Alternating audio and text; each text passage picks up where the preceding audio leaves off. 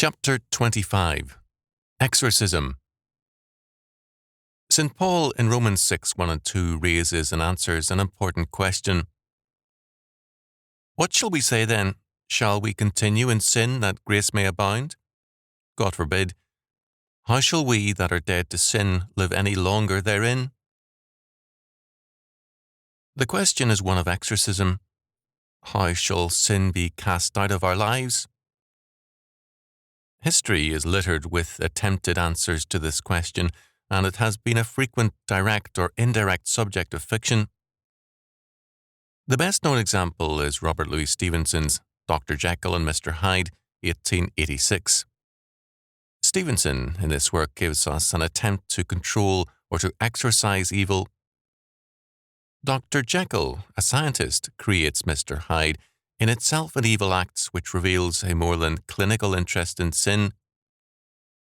Dr. Jekyll is confident that his virtue is so solid that he can explore evil and still control it. His simple-minded confidence in his own goodness in the end destroys both him and his creation. He could not exorcise evil by means of science, and evil exorcised life from Dr. Jekyll's being. The scientist, Dr. Jekyll, becomes progressively a devil because of his trust in his own goodness, his power, and his science.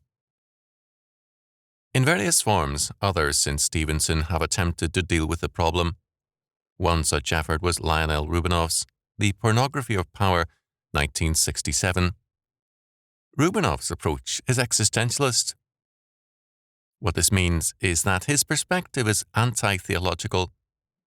He reduces his concern to two central ideas, progress and power. Progress presupposes transcendental goals to govern history. For him, these are not God-given goals, but man-made objectives. But the pursuit of truth has given way to the quest for power. For Rubinoff, quote, "Man is a being who makes himself by negating himself," end quote. To the Christian, this can sound promising, but only if we see man negating his fallen nature. Rubinoff's viewpoint is very different, however. He writes, quote, "The main thesis of this book is that the most effective antidote for the performance of evil is the imagination of evil, and that the most viable therapy for the pathological abuse of power is, accordingly, an imaginative critique of power." End quote. We are thus faced with a variation of a theme by the Marquis de Sade. For Rubinoff, transcendence is an act of imagination, not of grace.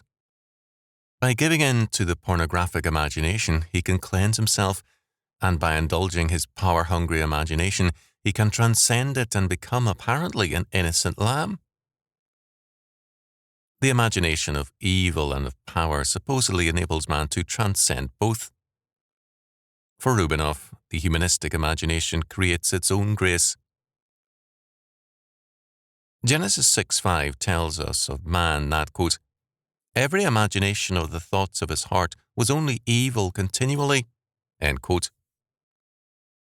For Rubinoff, this evil imagination indulged is the road to salvation. Transcendence of evil comes through the imagination of evil. If Rubinoff is right, then the prevalence of Playboy and Penthouse in the 30 years since he wrote his book should have us on the verge of a thoroughgoing age of sexual purity. He finds justification for this in Hegel's Phenomenology of the Mind. His conclusion is this, quote, "The salvation of our age, then, lies in nothing less than the speed with which the imaginative celebration of evil can supersede the pornographic enjoyment of evil through the exercise of power." Rubinoff's thesis is not an incidental or unimportant one. In various forms, it is used to justify pornography, vindicate immoral television and film fare, and to vindicate the radical toleration of various evils. We are living in an era where evil is more readily tolerated than virtue. In fact, religious virtue is denied validity and has been replaced by many with scientific and rational virtue. Rebecca West in 1945 reported on the opinion of an American scientist that the control of atomic power would only be safe in scientific hands. When asked what guarantee this gave of security, quote, he then, the least arrogant of men, replied by a simple claim that he and all his kind were born without sin. How can you suppose that any scientist would do such a thing? He asked, his spectacles shining with anger. Science is reason. Why should people who live by reason suddenly become its enemy? He put into words an implication which often can be recognized when communist scientists write on other than technical matters. The comradeship of scientists with the Soviet Union, even if it amounts to a transference of national loyalty, cannot be wrong and cannot lead to any harm, because scientists cannot be wrong and cannot do harm, because they are scientists and science is right. We are re-entering by a new door into the old world of fanaticism. End quote. In this perspective, evil is exorcised by science and reason. This exorcism requires also the separation of Christianity from education, politics, science, and society, because it is seen as a corrupting and evil force. We thus have evil redefined and exorcism made into a necessary act against Christianity. In non-Christian thinking, evil is either denied or, if affirmed, it is a doctrine of selective depravity. In this perspective, sin and evil are properties of certain groups only: black men, white men, Europeans, Asiatics, and so on. Selective depravity leads to simplistic solutions. That is, eliminate the offending group and all will be well. As against this, the biblical doctrine of total depravity declares that all men are fallen, of every race, creed, or colour, and all men are saved only by the sovereign grace of Jesus Christ. Again, total depravity means that all of a man's being is totally controlled by his original sin, his will to be his own God, determining or knowing for himself what constitutes good and evil, law and morality. Genesis 3:5. There are no degrees in man's fallen estate. It is total in all man, so that none can boast of any advantage over other men. How, then, is the power of sin exercised? Only by the sovereign grace of Jesus Christ through his act of atonement and his regenerating power in us. We are justified by his grace and made righteous judicially before God's judgment seat. This act of grace must be followed by our sanctification, our growth in grace. Obedience to God's law word is the way whereby we grow in his grace and service.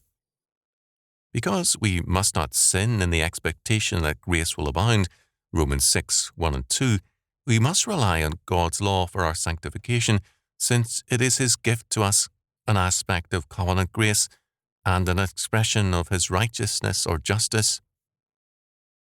The alternative to this is for man to pursue that program of the tempter as set forth in Genesis 3:5, to be his own God.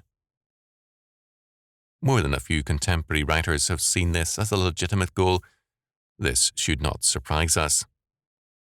It is the expression of man's original sin, and it expresses the inner logic of humanism. Men like Jean Genet have seen sin as liberation.